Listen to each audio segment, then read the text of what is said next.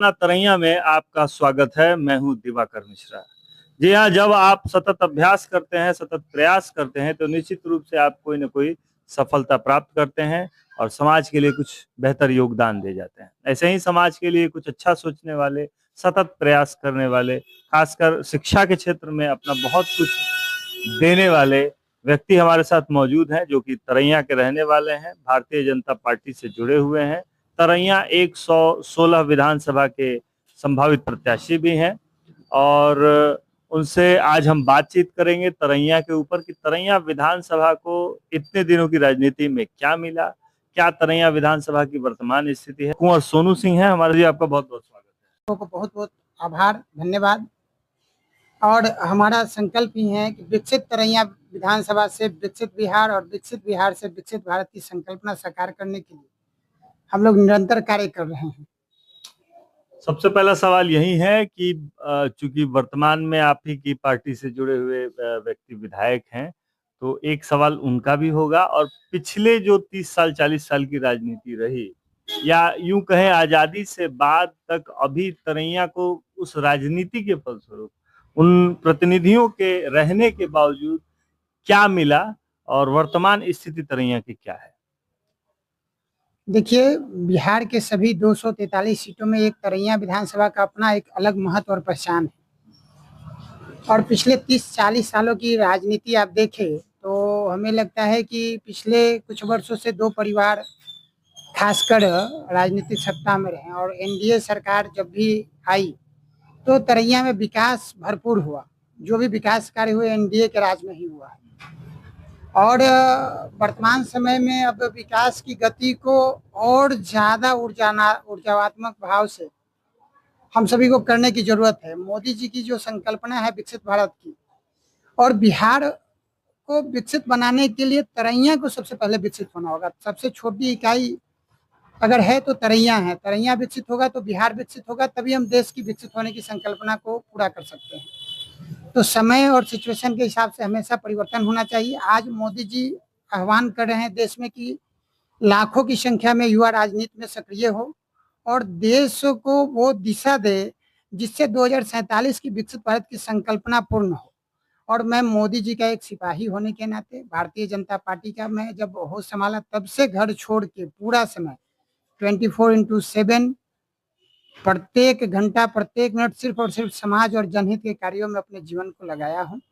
और इस नाते पार्टी संगठन में हमने अपना एक विषय संगठन के पास पहुंचाया है, संगठन के जो बड़े पदाधिकारी हैं सबको, कि अब जरूरत है तरैया को तेज गति से विकास की, तरैया को विकसित बनाने की, जात पात से ऊपर उठ के तरैया में समग्र विकास करने की। और मेरे साथ यही मैं जब क्षेत्र में घूम रहा हूं और सिर्फ लोगों से मैं ये भी जिक्र नहीं कर रहा हूं कि मैं भारतीय जनता पार्टी का संभावित प्रत्याशी हूं या मैं प्रत्याशी बन के आ रहा हूं। मैं मोदी सरकार की लगभग 250 योजनाएं हैं, जन कल्याणकारी योजना, सिर्फ उस पर चर्चा कर रहा हूं, लोगों तक लाभान्वितों से उस पर उनका फीडबैक ले रहा हूं। जिनको जो योजना का लाभ नहीं मिला उसको कैसे मिले, इस पर मेरा विशेषकर फोकस है। आपने कहा कि जो भी विकास हुआ है तरैया में एनडीए के कार्यकाल में हुआ। हमने मुद्रिका प्रसाद राय से भी बात की, आपके तरैया के पूर्व विधायक रहे। उनका कहना है कि हमने जो योजनाएं लाई, हमने हॉस्पिटल की योजना लाई, हमने और भी जो योजनाएं लाई, वही ढर्रे पे चल रहा है एनडीए। एनडीए के जो वर्तमान विधायक है जनक सिंह ने कुछ नहीं किया। उनका कहना है कि वो तो सदन में उठपटांग बातें बोलते रहते हैं और उठपटांग बातें सुनते रहते हैं, यही उनका रह गया और बिना मतलब के बीच में पड़ते हैं। कहा, उनके बारे में कहा गया कि बात हो रही है तेजस्वी और सम्राट चौधरी के बीच में कूद पड़े।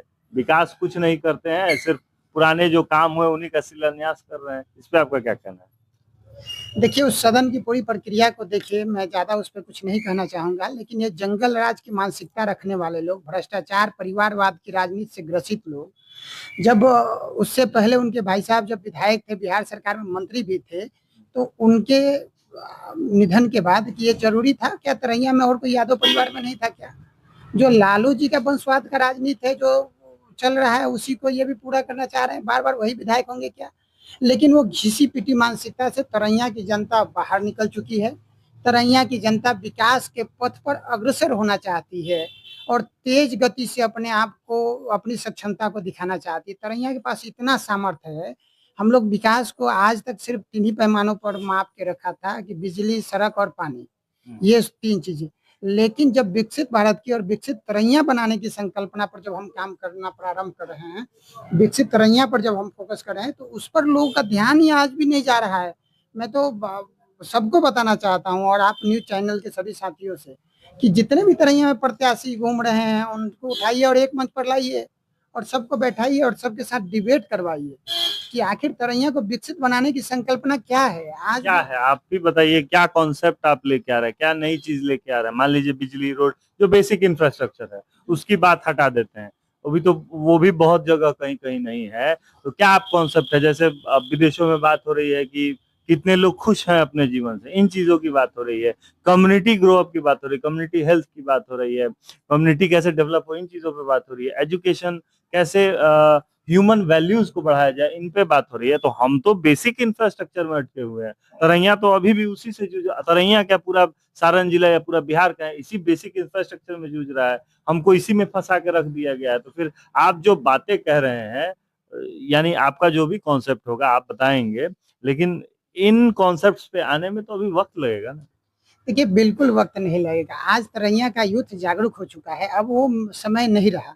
आज किसी भी न्यूज को लोगों तक पहुंचने के लिए मिनटों लगते हैं। कहीं भी कोई घटना होती है तो सोशल मीडिया का समय है, और आज का यूथ हर एक छोटी बड़ी खबरों से अपने आप को अपडेट रख रहा है।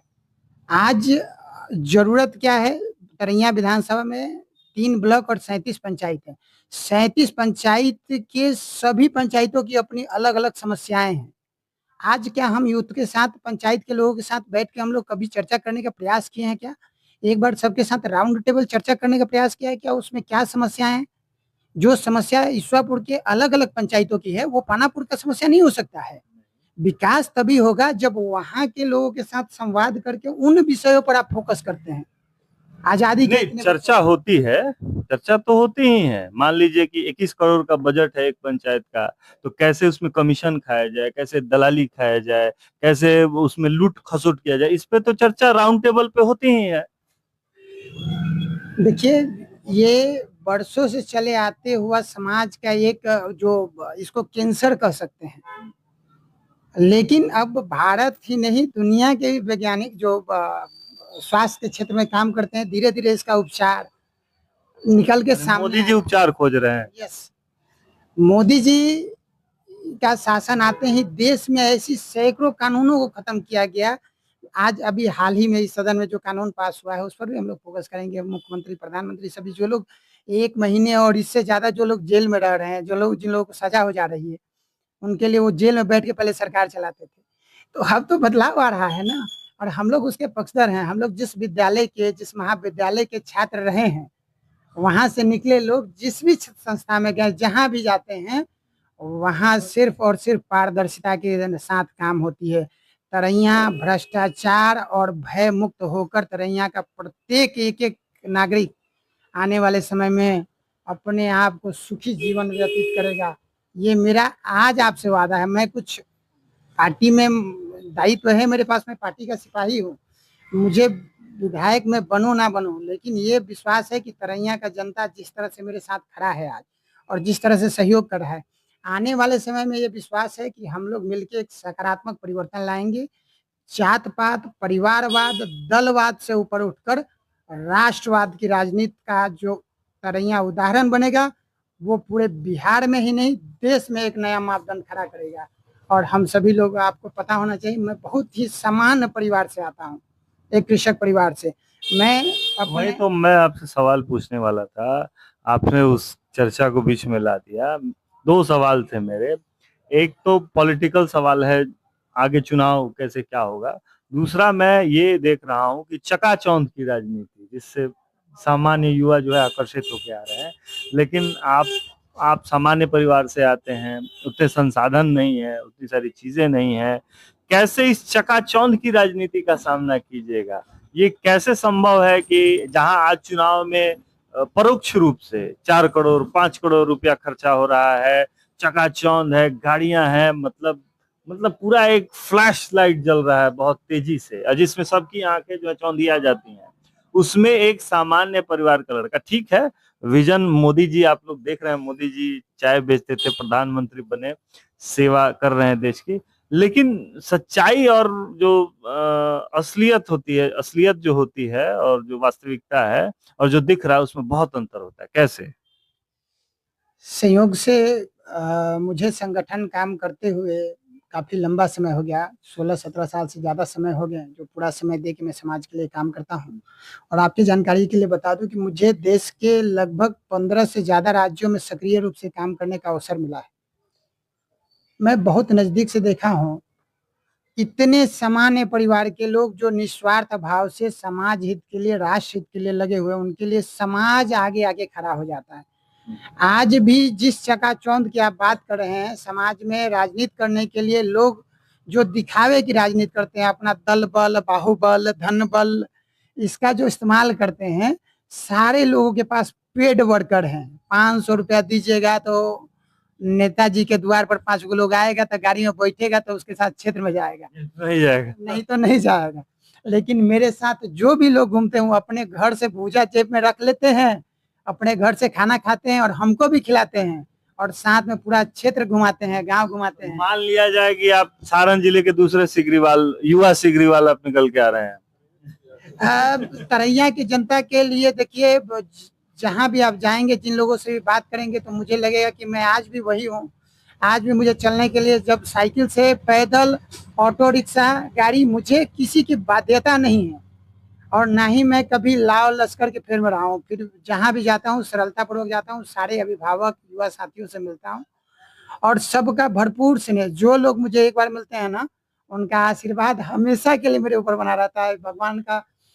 भगवान के बाद मैं तरैया के देवतुल्य जनता का हार्दिक अभिनंदन और वंदन हमेशा करना चाहूंगा। यानी संगठन पे आपको भरोसा है? संगठन में जो चीजें हैं, जैसे भजन लाल मुख्यमंत्री बन जाते हैं, रेखा गुप्ता बन जाती हैं, सामान्य चाय बेचने वाला प्रधानमंत्री बन जाता है, ऐसा आपको लगता है कि, चूंकि अब मैं पार्टी के अंदर बात कर रहा हूँ, क्योंकि पार्टी में भी बहुत संघर्ष है, ऐसा नहीं है कि भारतीय जनता पार्टी में टिकट बहुत आसानी से आपको मिल जाएगा, आंतरिक संघर्ष है भाजपा में, लेकिन आपको विश्वास है?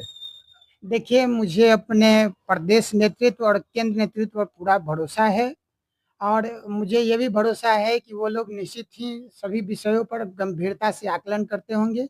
मैं आज जो बिहार का वर्तमान माहौल है, तेजस्वी यादव युवा के नाते लोगों के बीच में जा रहे हैं, मुकेश सहनी युवा के नाते बीच में जा रहे हैं, चिराग पासवान एक यूथ होने के नाते बीच में, लोगों के बीच में अपने विषय को रख रहे हैं।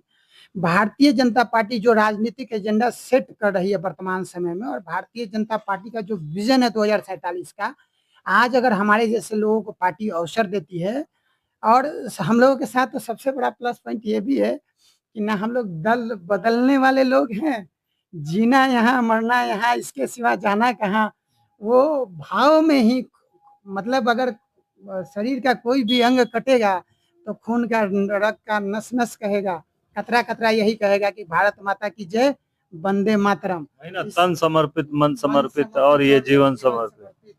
चाहता हूँ देश की धरती तुझे कुछ और भी दो, माँ तुम्हारा ऋण बहुत है मैं अकिचन, फिर भी कर रहा तुझको निवेदन, थाल में लाऊं सजाकर भाल जब भी, कर दया स्वीकार लेना यह समर्पण, तन समर्पण, मन समर्पण और यह जीवन समर्पण। अच्छा, चलिए, आंतरिक संघर्ष की कहानी तो हम समझ गए कि आपने संगठन में बहुत मतलब काम किया है, संगठन पे आपको भरोसा है। मान लीजिए पार्टी ने आप पे विश्वास जता दिया, आपको टिकट दे दिया, फिर भी, अब पार्टी की तो बात हटा दें, लेकिन अब तो और पार्टियां हैं, जनसुराज आ गई है, नई पार्टी, तरैया में आपके पूर्व विधायक भी तैयारी में, चुनाव मुद्रिका प्रसाद राय काफी मतलब संघर्षशील हैं, और भी लोग हैं जो राजद से लड़ना चाहते हैं, उसके अलावा निर्दलीय भी बहुत सारे लोग हैं जो कि चुनाव लड़ना चाहते हैं, तो एकदम मतलब बहुआयामी संघर्ष होगा वहां पे आपका, इतना आसान नहीं होगा, और उसमें जात भी होगा, उसमें पैसा भी होगा, उसमें हर तरह के हथकंडे अपनाए जाएंगे, वहां कैसे अपने आप को फिट बनाइएगा? देखिए, मैं इस सारी समीकरणों में सबसे अपने आप को ऊपर रखता हूँ, और आज की परिस्थिति में मैंने हर तरह से अपने आप को मजबूत करके रखा है। ना हम लोग डरने वाले लोग हैं, ना घबराने वाले लोग हैं, ना हमारे साथ रहने वाले कोई भी व्यक्ति किसी प्रकार के लालच, मोह माया और डर के बंधन में है। हम सब लोग संगठन में काम किया। मैंने विपरीत परिस्थिति में किशनगंज, अररिया, फरबिसगंज, कटिहार, पूर्णिया जैसे जगहों पर संगठन का काम किया है। देश के कई राज्यों में, काशी प्रांत में मैं रहा हूँ, वहाँ के जितने जिले हैं लगभग 30-32 जिलों का काम रहा, राजस्थान। तो इसलिए यहाँ की जो परिस्थिति है ना, इस सबसे मैं अपने आप को बिल्कुल ऊपर मानता हूँ। इस बार जो 20 का चुनाव है उसका एक छोटा सा आकलन मैं बताता हूँ आपको। भारतीय जनता पार्टी को लगभग 55,000 के करीब वोट आया है और विपक्ष में 1,17,000 वोट समथिंग आसपास वोट गिरा है, जो आंकड़ा आप मिलाएंगे तो। और उसमें हर जाति से लगभग जो तरैया के अपने आप को दिग्गज महारथी कहते हैं, उन लोगों ने अपना किस्मत आजमाया हर तरह से। धनबल, जनबल, बाहुबल, सारे बल उसमें गंभीरता से आप लोगों ने चुनाव लड़ा देखा।